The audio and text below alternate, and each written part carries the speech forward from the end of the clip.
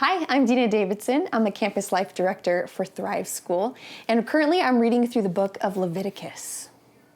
I don't know if you've ever read through the book of Leviticus, but I'm reading through the Bible right now. Started in Genesis, great. Exodus, great. And then as I approached Leviticus, I thought to myself, this time is gonna be good. I'm gonna love Leviticus. If you've ever read through the Bible and you've hit Leviticus, you know Leviticus is the point at which I'm reading through the Bible dies. That's when people quit.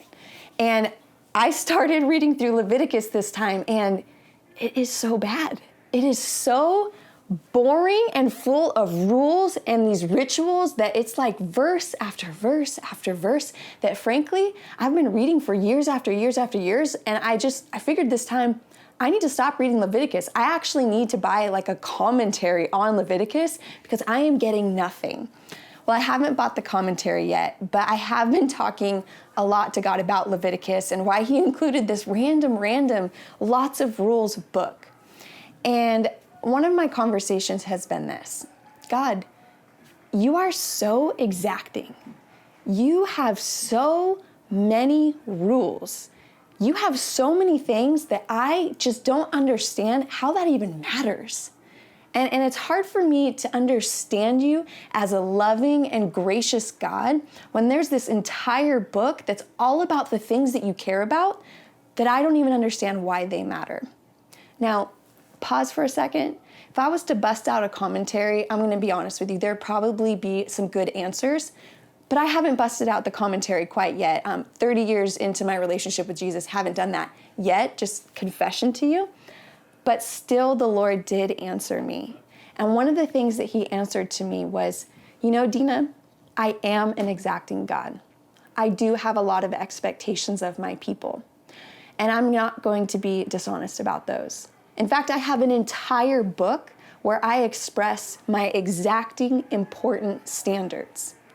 But then he reminded me of this verse that he shares later in the Word. Psalm 103, 8-10.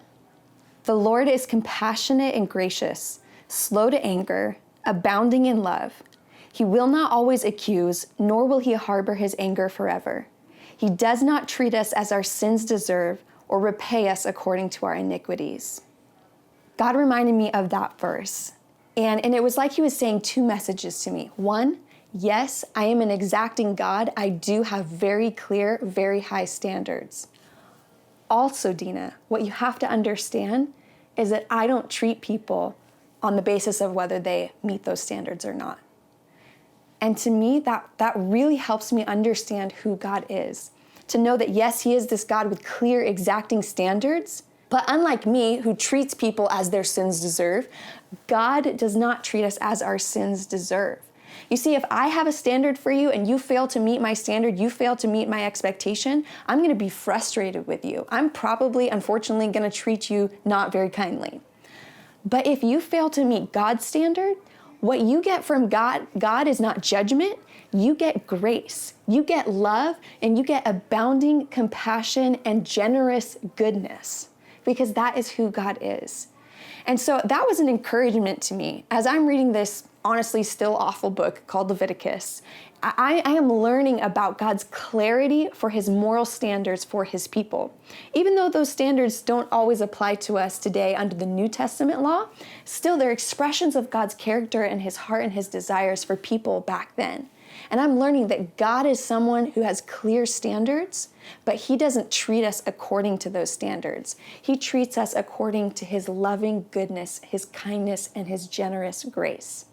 So as you're going about your day and you're finding in moments that you're failing to live up to God's standards, I want to give you two challenges. One, don't redefine God's standards just because you're failing to meet them. Really resist the urge to drop God's expectations, drop the standards of what is righteous just because you're failing to live up to them. Stop excusing sin in your life. Acknowledge that it's real and that it's there and that you're falling short. But secondly, instead of crawling into a hole and hating yourself because you're failing to meet the standard, come into God's presence and say, God, I am not meeting the standard, and I need you to give me grace. I need you to give me love, and I need you to cover me in compassion, because you do not treat me as my sins deserve, and this is why I get to enjoy a relationship with you. Not because I've earned it, not because you have low standards that I meet, but because you are a good, loving God. So as you go about your day, I hope that's encouraging for you.